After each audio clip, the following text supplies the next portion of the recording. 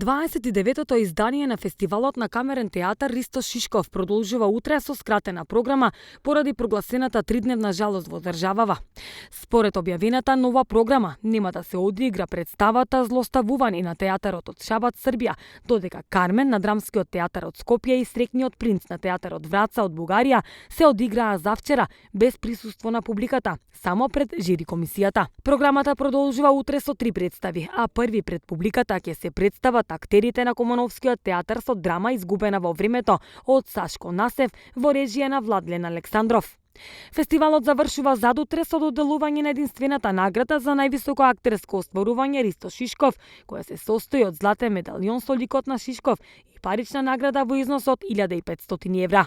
За неја ќе одлучува фестивалското жири, предводено од ланската лауреатка, актерката Александра Пешевска и актерите Благој Чоревски и Петар Мирчевски.